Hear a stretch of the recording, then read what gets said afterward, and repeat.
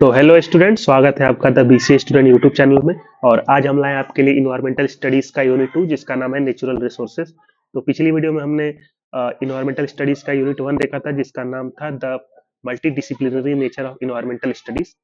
तो ये सारा सिलेबस है आपका CCSU यानी कि चौधरी चरण सिंह यूनिवर्सिटी मेरठ। यहाँ पे देख सकते हैं इसका एंटायर सिलेबस BCA का, जिसमें बहुत सारे सब्जेक्ट्स हैं जो कि सेम टू सेम है MGKUP यूनिवर्सिटी के सब्जेक्ट के अकॉर्डिंग, जिसका वीडियो ऑलरेडी कवर हो चुका है, जैसे मैथमेटिक्स, सी प्रोग्रामिंग या फिर कंप्यूटर फंडामेंटल हो गया, principle of management, business communication.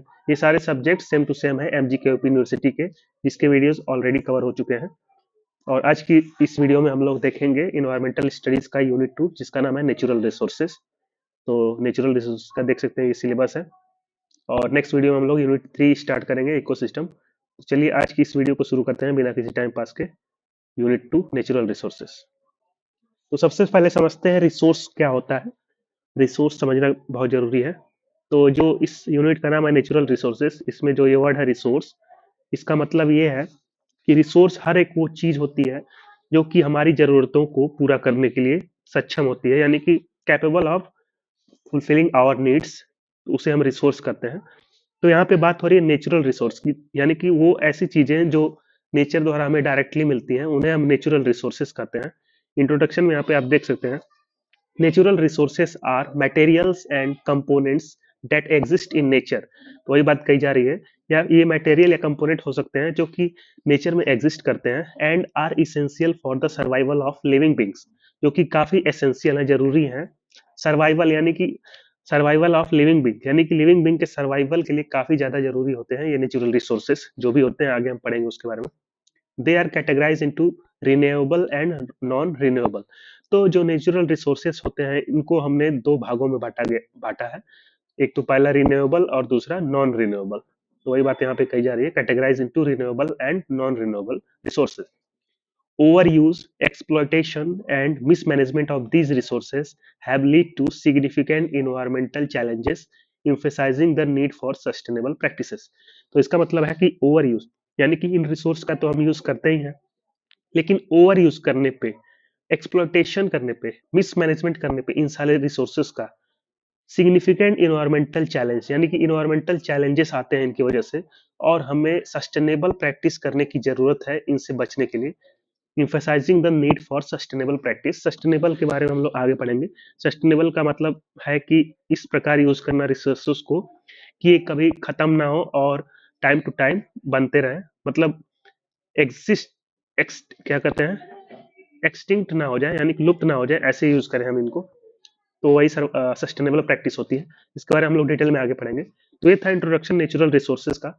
अब इनके दो टाइप्स दो हमने यहाँ पे बताए थे, कैटेगराइज इनटू दो टाइप्स, इसको थोड़ा डिटेल में देखते हैं। रिन्यूएबल और नॉन रिन्यूएबल। तो जैसा कि नाम से ही पता चल रहा होगा, रिन्यूएबल मतलब जो रिन्यू हो जाए, मतलब टाइम टू टाइम बनता रहे, उसे हम रिन्यूएबल रिसोर्स बोलते हैं।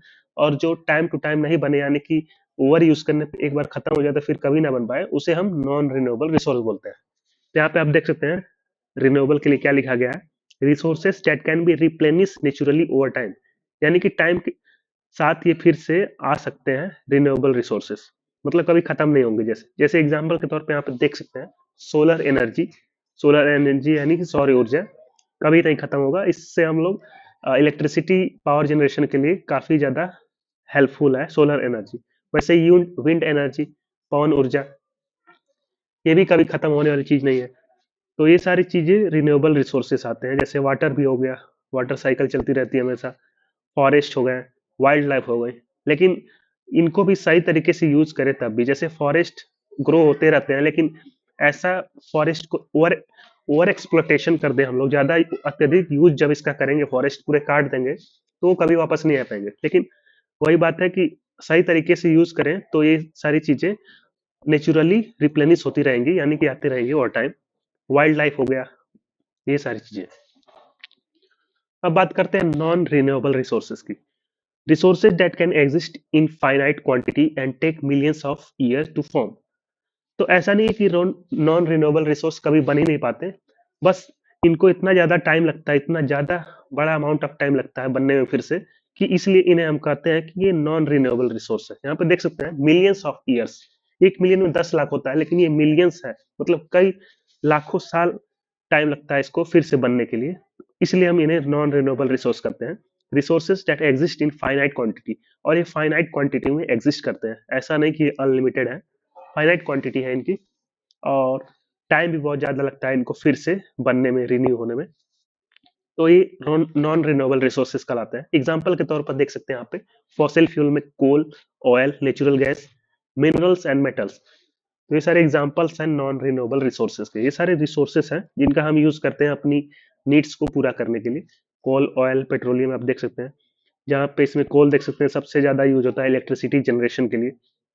ऑयल, नेचुरल गैस, ये सारी हाउस होल्ड के लिए यूज होती है। मिनरल्स एंड मेटल्स, सब चीजें इंडस्ट्रीज में यूज होती हैं। तो एक टाइम आएगा कि ये सारी चीजें खत्म हो जाएंगी और फिर से कभी नहीं बन पाएंगी, क्योंकि ये लिमिटेड अमाउंट में है, फाइनाइट क्वांटिटी में है, और इनको बहुत ज्यादा समय लगता है फिर से बनने के लिए। तो इनका सस्टेनेबल यूज करना काफी ज्यादा जरूरी है। ये सारी चीजें नॉन रिन्यूएबल रिसोर्सेज। अब देखते हैं एसोसिएटेड प्रॉब्लम्स। जैसा कि आप सिलेबस में देखेंगे तो इसके बाद एसोसिएटेड प्रॉब्लम्स टॉपिक में है। एसोसिएटेड प्रॉब्लम्स यानी कि ये जो रिसोर्सेस हैं इनके एसोसिएटेड, इनसे संबंधित क्या क्या परेशानियां हैं उनको हम देखेंगे।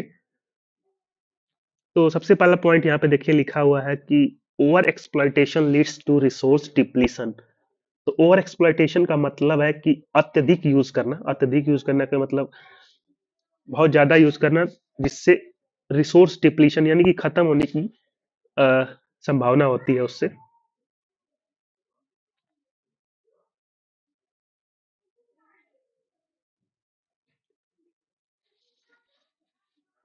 इसके बाद है environmental degradation due to unsustainable practices. जैसा कि हमने बताया था कि सस्टेनेबल प्रैक्टिस करना काफी जरूरी है। तो यहाँ पे इन्वायरमेंटल डिग्रेडेशन हो रहा है due to unsustainable practices. Unsustainable practices से पॉल्यूशन और इन्वायरमेंटल डिग्रेडेशन होता है, क्योंकि अनसस्टेनेबल वही चीजें हो गई, बिना मिसमैनेजमेंट करना। अगर इनका सही उपयोग नहीं किया गया तो फ्यूचर जनरेशन के लिए रिसोर्सेज बचाना मुश्किल होगा। ये सारी प्रॉब्लम्स है। Types of natural resources and associated problems. अब जो नेचुरल रिसोर्सेज के कुछ टाइप्स हैं उनसे जुड़ी हुई समस्याएं देखते हैं। सबसे पहला है फॉरेस्ट रिसोर्स। फॉरेस्ट भी एक रिसोर्स है एक प्रकार का। फॉरेस्ट, जंगल, इसमें से क्या रिसोर्स आप समझ सकते हैं। जैसे जंगल से बहुत सारी पेड़ काट के लकड़ियां का यूज होता है, लकड़ियों को लेके उससे बहुत सारी चीजें बनाई जाती हैं, फर्नीचर हो गए, पेपर हो गया, ये सारी चीजें हम लोग फॉरेस्ट से ही लेते हैं। बहुत सारी मेडिसिन फॉरेस्ट से बनाई जाती हैं। तो एक रिसोर्स है, इसलिए हम इसे बोल रहे हैं फॉरेस्ट रिसोर्स। इनका यूज और ओवर एक्सप्लॉइटेशन देखते हैं। सबसे पहले यूज देखते हैं। यहाँ पे देखिए, फॉरेस्ट प्रोवाइड टिम्बर। टिम्बर कुछ नहीं है, वही टिम्बर मतलब वो लकड़ी है जिसका यूज करके हम कुछ बनाते हैं, जैसे फर्नीचर हो गया, पेपर हो गया, फर्नीचर कर सकते हैं जनरली। तो टिम्बर वही हुआ। तो वो चीजें फॉरेस्ट से ही प्रोवाइड करता है। Forest provide timber. फ्यूल भी प्रोवाइड करता है, पेपर भी प्रोवाइड करता है, जानते होंगे पेपर लकड़ियों से ही बनता है, पेड़ों से काट के। एंड मेडिसिनल प्लांट, तो कुछ मेडिसिनल प्लांट भी होते हैं जंगलों में, फॉरेस्ट में, उनको भी यूज हम करते हैं फॉरेस्ट से ही। तो ये सारे यूज हैं फॉरेस्ट रिसोर्स के। अब ओवर एक्सप्लॉइटेशन यानी अत्यधिक यूज करने पर क्या होगा, देखिए, over exploitation leads to deforestation. यानी कि बहुत ज्यादा हम यूज करेंगे इन सारी चीजों का तो डिफॉरेस्टेशन को जन्म देगा। डिफॉरेस्टेशन यानी कि पेड़ों की कटाई, आप समझ जानते ही होंगे। तो यदि हम इन चीजों का ज्यादा यूज करेंगे तो ज्यादा फॉरेस्ट कटेंगे। Over exploitation leads to deforestation, वही लिखा है। Loss of biodiversity. तो बायोडाइवर्सिटी का मतलब हमने पिछले वीडियो में बताया था कि variety of living organism. Living organism या तो प्लांट या तो एनिमल, दोनों हो सकते हैं। तो जब हम फॉरेस्ट काटते जाएंगे तो उसमें से बहुत सारी जो लिविंग ऑर्गेनिज्म है, वैरायटी जो है वो कम होती जाएगी। वही लिखा है लॉस ऑफ बायोडाइवर्सिटी। ये किस वजह से हो रही है? ओवर एक्सप्लॉइटेशन की वजह से हो रही है। पहला चीज हुआ है डिफॉरेस्टेशन, दूसरा है लॉस ऑफ बायोडाइवर्सिटी। और क्लाइमेट चेंज भी होगा। सबसे बड़ी समस्या तो ये है, क्योंकि सारा इकोसिस्टम जब बिगड़ने लगेगा तो क्लाइमेट चेंज होना संभावित है। तो ये सारी कुछ समस्याएं हैं फॉरेस्ट रिसोर्स को ओवर एक्सप्लॉइटेशन करने से। Deforestation and its effect. तो जो डिफॉरेस्टेशन हो रहा था उसका इफेक्ट क्या है देख लेते हैं हम। डिफॉरेस्टेशन का इफेक्ट देखिए यहाँ पे। डिफॉरेस्टेशन का मतलब सिंपल सा है, पेड़ों का काटा जाना। तो यहाँ पे इसका इफेक्ट देखिए यहाँ पे। पहला इफेक्ट है सॉइल इरोजन। सॉइल इरोजन एक काफी गंभीर समस्या है। इसमें होता क्या है कि जब जंगल काट दिए जाते हैं तो मिट्टी की पकड़ कमजोर हो जाती है और जो फर्टाइल सॉइल को बेकार कर देती है, तो वही सॉइल इरोजन होता है जो कि डिफोरेस्टेशन की वजह से होता है। Loss of habitat for wild life. तो जैसा कि हमने बताया कि जंगल जब काटे जाएंगे तो जंगलों की जो एरिया होगा वो कम होता जाएगा, तो हैबिटेट फॉर वाइल्ड लाइफ भी प्रभावित होगा। जंगल काटने से वाइल्ड लाइफ के रहने की जगह खत्म हो जाती है, तो यहाँ भी इसका इफेक्ट दिखा जा सकता है। दूसरा इसके बाद है डिस्ट्रप्शन ऑफ वाटर साइकिल। तो वाटर साइकिल डिस्टर्ब हो जाती है जिससे फ्लड यानी कि बाढ़ और सूखा दोनों बढ़ जाते हैं, यानी कि क्लाइमेट चेंज ही है, वही सेम चीज कर सकते हैं। क्लाइमेट चेंज होगा तो वाटर साइकिल भी बिगड़ जाएगी, disruption of water cycle. Case studies में क्या है देख लेते हैं। Examples of deforestation caused by large scale agricultural and industrial project. Examples of deforestation का example cause by large scale agricultural and industrial project, यानी कि लार्ज स्केल पे जो एग्रीकल्चर होते हैं वो भी तो फॉरेस्ट काट के ही बनाए गए हैं। फॉरेस्ट को काट के एग्रीकल्चर लैंड बनाए गए हैं। इंडस्ट्रियल प्रोजेक्ट के लिए भी फॉरेस्ट को काटा गया है, तो वही सारी चीजें बताई गई हैं। जैसे एक एग्जांपल है उत्तराखंड का चिपको मूवमेंट। चिपको मूवमेंट काफी ज्यादा पॉपुलर मूवमेंट है। वहां पे हुआ क्या था कि जब इंडस्ट्रियल लोग जब गए थे वहां पे जंगलों को काटने के लिए, कुछ इंडस्ट्री बनाने के लिए, तो वहां के जो लोग थे उन्होंने पेड़ को बचाने के लिए हर एक पेड़ से एक एक लोग पकड़ के उसको लिपट गए थे, यानी कि पेड़ों को काटने से रोकने के लिए उन्होंने बहुत प्रयास किया और उसमें सफल भी हुए। तो उसको काफी ज्यादा पॉपुलर मूवमेंट कहलाता है, चिपको मूवमेंट। स्कूलों के किताबों में ये पढ़ाया भी जाता है। उत्तराखंड का चिपको मूवमेंट काफी ज्यादा पॉपुलर मूवमेंट है, पेड़ों को बचाने के लिए किया गया था। अदर इश्यूज देख लेते हैं। अदर इश्यूज में क्या है, टिम्बलर एक्सट्रैक्शन। अभी हम फॉरेस्ट रिसोर्स के बारे में ही पढ़ रहे हैं, ध्यान दीजिएगा आप। तो टिम्बर के बारे में मैंने बताया था शुरुआत में ही कि वो लकड़ी जिसका यूज करके हम लोग कुछ बनाते हैं, जैसे फर्नीचर हो गया, तो उसको एक्सट्रैक्ट करना पड़ता है फॉरेस्ट से। फॉरेस्ट में पेड़ों से ही एक्सट्रैक्ट करना पड़ता है, तो उसको टिम्बर एक्सट्रैक्शन कहते हैं। तो टिम्बर एक्सट्रैक्शन यानी कि लकड़ी का काटना फर्नीचर और पेपर के लिए। तो ये इशू है। इशू किस प्रकार है, क्योंकि अफेक्ट करेगा फॉरेस्ट एंड ट्राइबल कम्युनिटीज को। Mining and dam construction. Mining क्या होती है, खनन जिसको हिंदी में बोलते हैं। तो माइनिंग भी काफी ज्यादा अफेक्ट करती है फॉरेस्ट को। डैम कंस्ट्रक्शन, डैम जानते ही हैं, काफी ज्यादा अफेक्ट करता है ट्राइबल कम्युनिटीज को, क्योंकि बहुत दूर दूर तक पूरे गांव को खाली करा दिया जाता है डैम बनाने के लिए। और यदि कभी डैम ब्रेक भी हो जाता है तो बहुत सारा लॉस होता है ट्राइबल कम्युनिटीज को एंड फॉरेस्ट ऑल्सो। वही बात कही गई है, timber extraction, mining and dam construction adversely affect forest and tribal communities. तो ये कुछ इश्यूज थे। ये था फॉरेस्ट रिसोर्सेज का। अब देखते हैं वाटर रिसोर्सेज। तो वाटर रिसोर्स काफी ज्यादा इसेंशियल रिसोर्स है। जैसा कि आप जानते हैं कि डेली लाइफ नीड्स के लिए वाटर काफी ज्यादा जरूरी है, पीने के लिए और भी, और या फिर रोजमर्रा की जरूरतों के लिए। तो पहले देख लेते हैं यूजेस, फिर देखेंगे उसके बाद ओवर यूटिलाइजेशन से होने वाली प्रॉब्लम्स। तो यूजेस यहाँ पे देखिए, सरफेस वाटर जैसे rivers, lakes and ground water. यानी कि सरफेस वाटर में आपका आता है नदियों का पानी और झीलों का पानी, और ग्राउंड वाटर। ये दोनों आर वाइटल, यानी कि दोनों बहुत ज्यादा इंपॉर्टेंट है। किसके लिए, ड्रिंकिंग के लिए, इरिगेशन के लिए और इंडस्ट्रियल यूज के लिए। ड्रिंकिंग के लिए तो है ही, खेतों की सिंचाई के लिए भी काफी ज्यादा यूज होता है ये वाटर, और इंडस्ट्रियल यूज में भी काफी ज्यादा मात्रा में पानी की जरूरत पड़ती है। तो वो सारी चीजें यही से फुलफिलमेंट होती है, सरफेस वाटर से और ग्राउंड वाटर से। तो ये तो हो गया यूजेस। अब देखते हैं इनके ओवर यूटिलाइजेशन से होने वाली प्रॉब्लम्स। तो यहाँ पे देखिए सबसे पहली प्रॉब्लम लिखा हुआ है, over utilization leads to the water scarcity. तो ओवर यूटिलाइजेशन से पानी की कमी हो सकती है। हो सकती है क्या, होगी ही। यदि यदि हम जरूरत से ज्यादा पानी का यूज करेंगे तो पॉल्यूशन होगा एंड इकोलॉजिकल इम्बैलेंस होगा। इकोलॉजिकल इम्बैलेंस भी हो सकता है पानी की कमी की वजह से। और दूसरा प्रॉब्लम देखिए, conflicts over water sharing among regions और नेशंस। तो कई सारी ऐसी नदियां होती हैं जो अलग अलग देशों से, अलग अलग राज्यों से होके गुजरती है। तो उसमें वाटर की शेयरिंग होती है अलग अलग रीजन से। यदि वाटर की कमी होने लगेगी तो कोई एक देश या कोई एक राज्य अपने अपने क्षेत्र के पानी की रिक्वायरमेंट को पूरा करने के लिए पानी को रोक सकता है दूसरे राज्य या क्षेत्र में जाने से। तो इससे कन्फ्लिक्ट हो सकते हैं वाटर शेयरिंग में अलग अलग रीजन और नेशन के बीच। अब देखते हैं फ्लड और ड्राट्स। फ्लड यानी कि बाढ़, ड्राट्स मतलब सूखा पड़ना। फ्लड डिस्ट्रॉय इंफ्रास्ट्रक्चर, यानी कि बाढ़ से सबसे पहला ज्यादा प्रभाव पड़ता है इंफ्रास्ट्रक्चर पे। इंफ्रास्ट्रक्चर पूरा डिस्ट्रॉय हो जाता है, बर्बाद हो जाता है।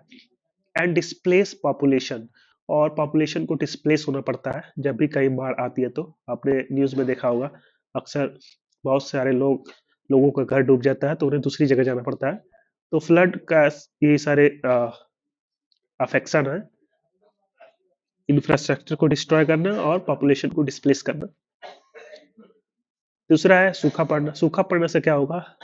Droughts leads to crop failure, सूखे से फसलें बर्बाद हो जाती हैं, वही है crop failure. And water shortage, और पानी की कमी होना। पानी की कमी होती है कब? जब सूखा पड़ जाता है तो, यानी कि बारिश का कम होना वही सूखा पड़ता है, और बारिश जब ज्यादा होती है तो बाढ़ आता है। ये हो गया बाढ़ और सूखा। अब देखते हैं डैम के बारे में। डैम क्या होता है? पानी को एक जगह रोकने के लिए बनाया जाता है। तो बेनिफिट्स क्या है इससे? देखिए, सबसे पहले है इरिगेशन। इरिगेशन के लिए काफी ज्यादा यूजफुल होते हैं डैम्स, यानी कि जितना जरूरत है उतना पानी हम लोग डैम से ले लेते हैं खेतों की सिंचाई के लिए, इरिगेशन के लिए। हाइड्रो इलेक्ट्रिक पावर के लिए भी काफी ज्यादा यूजफुल होता है डैम। डैम की मदद से हम लोग बहुत ज्यादा अमाउंट ऑफ इलेक्ट्रिसिटी जनरेट करते हैं, जिसको हम लोग हाइड्रो इलेक्ट्रिक पावर बोलते हैं। वो डैम से ही बनता है। उसमें टरबाइन लगे होते हैं जिससे इलेक्ट्रिसिटी बनती है। तीसरा बेनिफिट है फ्लड कंट्रोल। तो डैम में जैसा कि हमने बताया कि पानी को एक जगह रोक दिया जाता है बंद करके, जिससे हम लोग फ्लड को भी कंट्रोल कर सकते हैं, यानी बाढ़ आने से रोक सकते हैं अलग अलग क्षेत्र में जहां डैम बनाए गए हैं। तो ये तो कुछ बेनिफिट्स हो गए डैम के। अब प्रॉब्लम्स क्या है इससे? देखिए प्रॉब्लम्स यहाँ पे देखिए, डिस्प्लेसमेंट ऑफ कम्युनिटीज। जब भी कहीं डैम बनाया जाता है तो बहुत दूर दूर तक के क्षेत्र को खाली करा दिया जाता है, जिससे डिस्प्लेसमेंट ऑफ कम्युनिटीज होती है, यानी कि वहां की लोकल कम्युनिटीज को वहां से डिस्प्लेस कर दिया जाता है। Displacement of communities. Loss of biodiversity. Biodiversity का भी लॉस होता है, क्योंकि बहुत सारे क्षेत्र की पेड़ों को काट दिया जाता है वहां जहाँ डैम बनाया जाता है। तो बायोडाइवर्सिटी भी नुकसान होता है, उसको भी पहुंचता है। And siltation. सिल्टेशन क्या होता है? सिल्टेशन एक तरह का वाटर पॉल्यूशन होता है, जो कि छोटे कंकड़ पत्थरों की मदद से होता है, जो कि नदी में बहते समय आते हैं। तो वाटर पॉल्यूशन होते हैं जिसको सिल्टेशन बोलते हैं डैम डैम के अंदर। तो ये कुछ प्रॉब्लम्स है डैम्स में। तो ये हो गया आपका वाटर रिसोर्सेज कंप्लीट, जिससे जुड़ी समस्याओं को हमने देखा। अब देखते हैं तीसरा है मिनरल रिसोर्सेज। मिनरल्स यानी कि मिनरल्स को हम लोग हिंदी में खनिज बोलते हैं।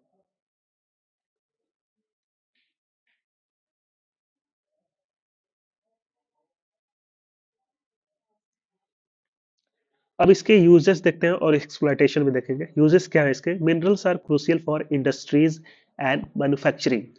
तो इंडस्ट्रीज और मैन्युफैक्चरिंग के लिए मिनरल्स काफी ज्यादा जरूरी है। मिनरल्स जैसे कि मिनरल्स में आपके आते हैं आयरन, कॉपर, ये सारी चीजें मिनरल्स हैं। तो आयरन, कॉपर और एल्यूमिनियम मशीनरी, ये सारी चीजें, कंस्ट्रक्शन हो गया और टेक्नोलॉजी बनाने के लिए काफी ज्यादा यूजफुल होते हैं मिनरल्स। इसके बाद है mining. Mining leads to deforestation, habitat destruction and pollution. तो माइनिंग से जंगल काट दिए जाते हैं, जैसा कि हमने बताया था। माइनिंग मतलब खुदाई करना होता है। तो माइनिंग में जंगल काट दिए जाते हैं, वाइल्ड लाइफ के हैबिटेट खराब होते हैं क्योंकि जंगल काटे जाते हैं, और पॉल्यूशन भी काफी ज्यादा बढ़ता है उससे। तो ये सारी एक्सप्लॉयटेशन है मिनरल्स रिसोर्सेज का। Deforestation, habitat destruction and pollution. अब इन्वायरमेंटल इफेक्ट क्या पड़ता है इसका, ओवर एक्सप्लॉयटेशन का, मिनरल रिसोर्सेज का? सॉइल इरोजन, फिर से सॉइल इरोजन आ गया, देखिए इसमें भी। माइनिंग के बाद ओपन पिट्स और वेस्ट की वजह से मिट्टी बेकार हो जाती है। ओपन पिट्स मतलब माइनिंग में जब ग्राउंड में जब पिट्स बनाए जाते हैं, गड्ढे बनाए जाते हैं, खोदे जाते हैं बड़े बड़े, और उसको जब माइनिंग के बाद जब सारे खनिज जो जरूरत वाली चीजें सारी निकाल ली जाती हैं और इन गड्ढों को खुला छोड़ दिया जाता है, जिससे काफी ज्यादा दिक्कतें होती है, सॉइल इरोजन होता है और उसकी वजह से मिट्टी बेकार हो जाती है। तो ये हो गया इन्वायरमेंटल इफेक्ट का पहला इफेक्ट, सॉइल इरोजन। दूसरा है water contamination. Mining waste rivers और लेक्स में मिलकर वाटर पॉल्यूट करती है। यानी कि माइनिंग जब की जाती है तो वो रिवर्स और लेक में मिलकर वाटर को पॉल्यूट कर देती है। कैसे करती है? क्योंकि माइनिंग के समय बहुत सारी वेस्ट मटेरियल होता है जिससे वाटर वो रिवर्स और लेक्स में मिल जाता है, जिससे वाटर को खराब कर देता है ये माइनिंग, वाटर कंटामिनेट हो जाता है। Loss of biodiversity, wild life के घर खत्म हो जाते हैं और कई स्पेसीज एक्सटिंक्ट हो जाती है माइनिंग के दौरान। केस स्टडीज में क्या है? Examples of unsustainable mining practices and their consequence. तो झारखंड और उड़ीसा के माइंस में डिफॉरेस्टेशन और लोकल ट्राइबल डिस्प्लेसमेंट एक बड़ी समस्या है, क्योंकि झारखंड और उड़ीसा में बहुत सारे मिनरल्स पाए जाते हैं, तो वहाँ पे बहुत ज्यादा मात्रा में माइनिंग होती है, जिसकी वजह से बहुत डिफॉरेस्टेशन होता है, मतलब पेड़ों की कटाई होती है और लोकल ट्राइबल्स को वहां से डिस्प्लेस कर दिया जाता है, जो कि काफी बड़ी समस्या है। गोवा में भी काफी ज्यादा माइनिंग प्रोजेक्ट चल रहे हैं, जिससे वाटर रिसोर्सेस और बायोडाइवर्सिटी पर बहुत ज्यादा निगेटिव प्रभाव पड़ रहा है। ये कुछ एग्जांपल्स हैं, real life examples mineral resources के लिए। अब चौथा है फूड रिसोर्सेस। तो फूड रिसोर्सेस क्या है देख लेते हैं। फूड रिसोर्सेस जैसे world food problem, world food problem जिसको हिंदी में विश्व खाद्य समस्या बोलते हैं। इसमें देखिए क्या है, hunger, malnutrition and unequal distribution of food. Hunger और मैल न्यूट्रिशन दुनिया के कई हिस्सों में कॉमन है, खासकर रूरल एरियाज में। हंगर यानी भूखमरी, हिंदी में इसको भूखमरी बोलते हैं। मैल न्यूट्रिशन को हम लोग हिंदी में कुपोषणता बोलते हैं। अनइक्वल डिस्ट्रीब्यूशन ऑफ फूड, तो इसको तो मतलब आप समझ ही गए होंगे। तो ये सारी बहुत ही कॉमन समस्या है, बहुत सी विश्व के बहुत सारे बड़े बड़े हिस्सों में, खासकर रूरल एरियाज में। अनइक्वल डिस्ट्रीब्यूशन का मतलब है कई लोगों को फूड सरप्लस मिलता है और दूसरे लोगों को खाना मिलता ही नहीं है, उसको अनइक्वल डिस्ट्रीब्यूशन ऑफ फूड बोलते हैं। ये कुछ फूड प्रॉब्लम है, वर्ल्ड की फूड प्रॉब्लम है, ना कि किसी एक स्पेसिफिक क्षेत्र या देश की। इसके बाद agriculture and overgrazing. Agriculture and overgrazing यानी खेती और अत्यधिक चराई। ओवरग्रेजिंग, ग्रेजिंग को हिंदी में अत्यधिक चराई बोलते हैं। Overgrazing leads to soil degradation and desertification. Overgrazing leads to soil degradation and desertification. इसका मतलब है ओवरग्रेजिंग मिट्टी की फर्टिलिटी खत्म कर देती है, जिससे डिसर्टिफिकेशन, डिजर्टिफिकेशन होती है। राजस्थान और हरियाणा में इसका एग्जांपल मिलता है। जैसा कि आप जानते होंगे, राजस्थान और हरियाणा के बहुत सारे क्षेत्र डिजर्ट बन चुके हैं, यानी कि वहाँ पे खेती करना मुश्किल है, खेती होगी ही नहीं, क्योंकि वहाँ के जो लैंड है, वहाँ की जो मिट्टी है, जिनकी फर्टिलिटी खराब हो चुकी है ओवरग्रेजिंग की वजह से। और बहुत सारे वजह हैं, जिसमें से ओवरग्रेजिंग एक मुख्य वजह है, ओवरग्रेजिंग। इसके बाद agricultural expansion cause deforestation and habitat loss. तो एग्रीकल्चर को एक्सपेंशन कर रहे हैं, यानी कि खेती को बढ़ाने के लिए जंगल काट दिए जाते हैं। जितनी भी आज खेती हो रही है जिस लैंड पे, वो सारी चीजें जंगल काट के ही की जा रही है। पहले पूरा पूरा जंगल ही था पूरी पृथ्वी पे। तो एग्रीकल्चर एक्सपेंशन के लिए जंगल काट दिए जाते हैं, जिससे वाइल्ड लाइफ और इकोलॉजिकल बैलेंस डिस्टर्ब होता है। तो ये कुछ प्रॉब्लम्स है। इसके बाद देखते हैं मॉडर्न एग्रीकल्चर। मॉडर्न एग्रीकल्चर, आधुनिक खेती। इसमें सबसे पहला पॉइंट है fertilizer and pesticides pollute soil and water. तो केमिकल फर्टिलाइजर्स और पेस्टिसाइड्स से सॉइल और वाटर दोनों पॉल्यूट होता है। तो यही सब मॉडर्न एग्रीकल्चर में यूज होते हैं, फर्टिलाइजर और पेस्टिसाइड, जिसका यूज नहीं करना चाहिए, जिससे वाटर और सॉइल दोनों पॉल्यूट होते हैं। Practice like water logging and salinity reduce soil fertility. तो वाटर लॉगिंग और सैलिनिटी क्या है? एक्सेसिव इरिगेशन की वजह से मिट्टी के साल्ट डिजोल्व होते हैं और प्रोडक्टिविटी खत्म हो जाती है। तो जिससे वाटर लॉगिंग और salinity reduce the soil fertility. Case studies क्या है यहाँ पे? Impact of agricultural practices on ecosystem. तो एग्रीकल्चरल प्रैक्टिसेस का इम्पैक्ट इकोसिस्टम पे कैसे पड़ता है, जैसा कि एग्जांपल से समझ सकते हैं पंजाब का ग्रीन रिवॉल्यूशन। ग्रीन रिवॉल्यूशन काफी ज्यादा इंपॉर्टेंट रिवॉल्यूशन था। इनिशियली सक्सेसफुल था पर ओवर इरिगेशन और केमिकल यूजेस से सॉइल और वाटर रिसोर्स को खत्म कर दिया। सॉइल और वाटर रिसोर्स को खत्म कर दिया था। तो एग्रीकल्चर प्रैक्टिस से इकोसिस्टम पर काफी ज्यादा प्रभाव पड़ा था ग्रीन रिवॉल्यूशन से। पांचवा है एनर्जी रिसोर्स। तो हम लोग अब तक 4 रिसोर्सेस के बारे में पढ़ चुके हैं, उनसे जुड़ी समस्याएं भी देख चुके हैं। अब पांचवा है एनर्जी रिसोर्स। एनर्जी यानी कि ऊर्जा, रिसोर्स यानी कि संसाधन। तो ऊर्जा संसाधन देखते हैं। Growing energy needs. Growing energy needs, industrialization and population growth increase energy demand. तो इंडस्ट्रियलाइजेशन यानी कि शहरीकरण, शहरीकरण कह सकते हैं। एंड पॉपुलेशन ग्रोथ, पॉपुलेशन दिन पर दिन बढ़ती जा रही है, आपको पता ही है, जो कि एनर्जी की डिमांड को बढ़ा रही है। Growth increase the energy demand. तो इंडस्ट्रियलाइजेशन और पॉपुलेशन ग्रोथ के साथ एनर्जी डिमांड बढ़ रही है। और टाइप्स ऑफ एनर्जी रिसोर्सेस में क्या क्या है यहाँ पे देखिए, रिन्यूएबल और नॉन रिन्यूएबल में, जो कि हमने पहले शुरुआत में ही देखा था, solar, wind, hydro and geothermal energy, ये सारी चीजें रिन्यूएबल एनर्जीज हैं। और नॉन रिन्यूएबल में कोल, ऑयल, नेचुरल गैस, ये सारी चीजें हैं। तो रिन्यूएबल में जो सारी चीजें हैं, जैसे ये सारी सोर्स इन्वायरमेंटल फ्रेंडली होते हैं, कभी कभी कभी खत्म भी नहीं होते, ये सारी चीजें अच्छे होते हैं। वहीं नॉन रिन्यूएबल में जो ये सारी चीजें हैं, ये फाइनाइट भी होते हैं और इनका एक्सेस यूज पॉल्यूशन और रिसोर्स डिप्लीशन करता है, यानी खत्म होने की संभावना भी इसमें होती है। Use of alternate energy sources. Promoting renewable energy to reduce dependency on fossil fuels. तो सोलर पैनल्स और विंड टरबाइन जैसे रिन्यूएबल ऑप्शन को प्रमोट करके फॉसिल फ्यूल की डिपेंडेंसी को खत्म किया जा सकता है। तो ये कुछ अल्टरनेटिव है। केस स्टडीज में देखिए यहाँ पे, success story of renewable energy adoption. तो एग्जांपल के तौर पर इसकी बात करें तो राजस्थान के भादला सोलर पार्क का एग्जांपल लेना चाहिए, जो इंडिया का सबसे बड़ा सोलर एनर्जी प्रोड्यूसर है, जिसने एक अल्टरनेटिव एनर्जी सोर्स को अपनाया इन इन प्लेस ऑफ ये नॉन रिन्यूएबल जो थी, और वहाँ पे सोलर प्लांट जो कि रिन्यूएबल सोर्स ऑफ एनर्जी है उसको अपनाया और काफी सक्सेसफुल है। इसके बाद देखते हैं 6 पॉइंट, जो कि है लैंड रिसोर्सेस। लैंड यानी कि भूमि, भूमि संसाधन, essential for agriculture, housing and industrial development. तो एग्रीकल्चर, हाउसिंग और इंडस्ट्रीज के लिए लैंड काफी ज्यादा जरूरी रिसोर्स है। बिना लैंड के ना ही एग्रीकल्चर हो सकता है, ना ही हाउस बना सकते हैं, ना ही इंडस्ट्री को डेवलप कर सकते हैं। तो लैंड काफी ज्यादा इंपॉर्टेंट और इसेंशियल रिसोर्स है।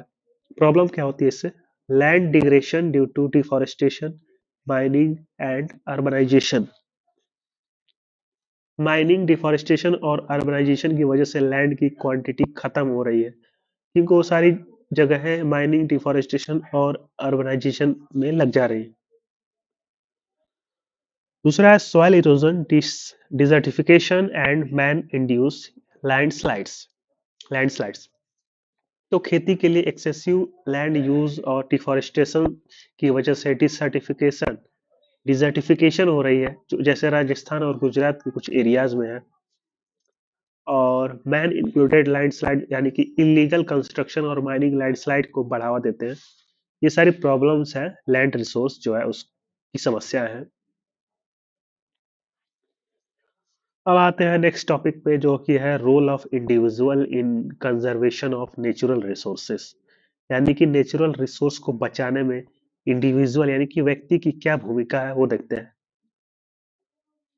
कंजर्वेशन प्रैक्टिसेस, तो कुछ कंजर्वेशन प्रैक्टिसेस हैं, उनको अपना के हम लोग नेचुरल रिसोर्सेस को कंजर्व कर सकते हैं। जैसे 3R काफी ज्यादा पॉपुलर प्रैक्टिस है, जिसमें होता क्या है, reduce, reuse, recycle to minimize waste. इसमें वेस्ट को मिनिमाइज करने के लिए हम लोग ये 3R की प्रैक्टिस को अपनाते हैं, जिसमें सबसे पहले क्या करते हैं, जो यूज हम कर रहे हैं रिसोर्स को उसको रिड्यूस करते हैं, यानी कि कम से कम यूज करें, रिड्यूस। और दूसरा क्या है, रीयूज, यानी कि उसको जो यूज कर चुके हैं उसको फिर से किसी अलग काम के लिए यूज करें, यानी कि रीयूज करें फिर से।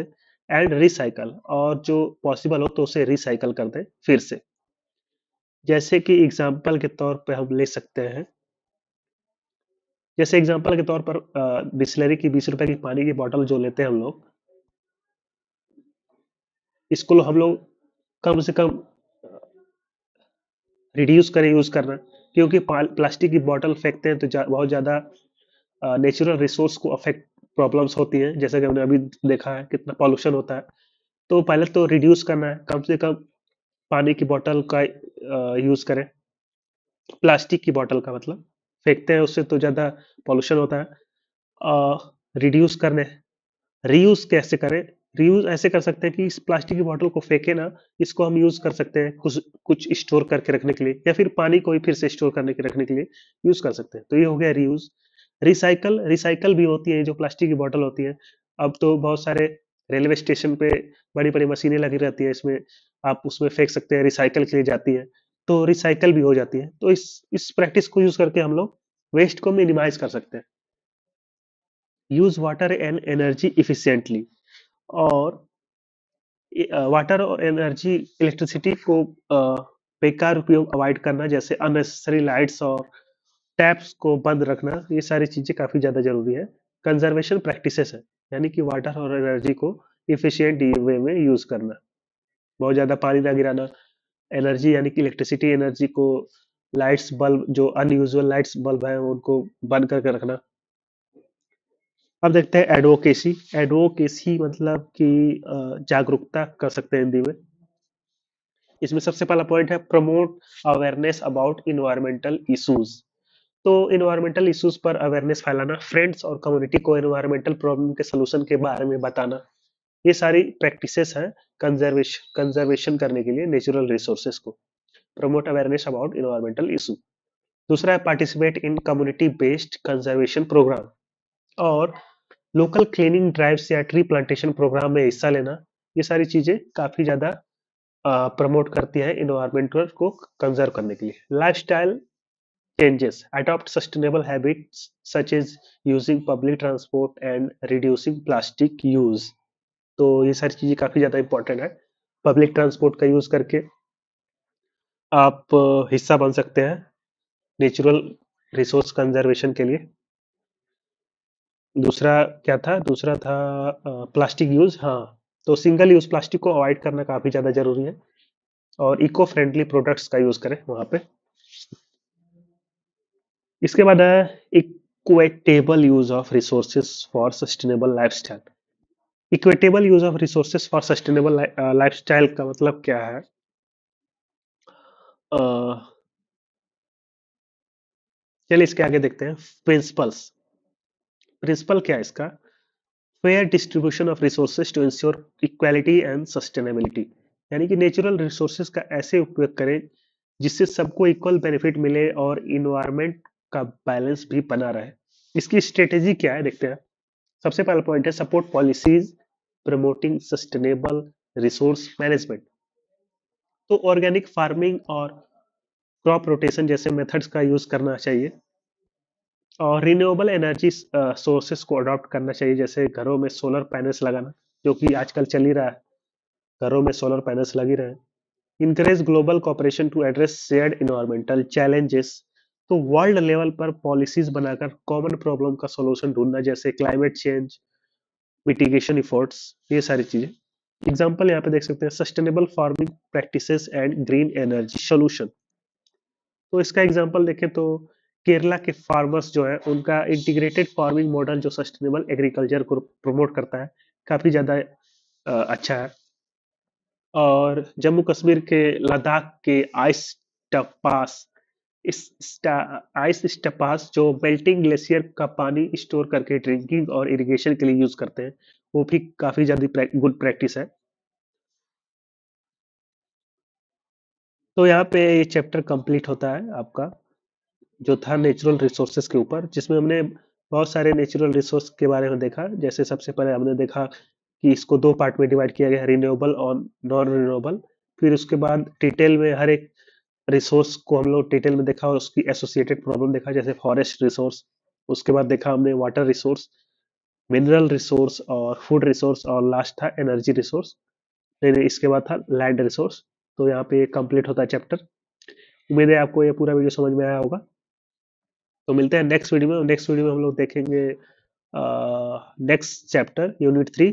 तो यूनिट 3 में क्या है, यूनिट 3 में यहाँ पे देख सकते हैं आप, है इकोसिस्टम के बारे में हम लोग पढ़ेंगे। ये चैप्टर 2 जो है कंप्लीट हो चुका है। ये सारी चीजें हमने पढ़ चुकी हैं, इसके बारे में डिटेल में हमने पढ़ा है इस चैप्टर में। चलिए मिलते हैं नेक्स्ट वीडियो में, तब तक के लिए ओके बाय।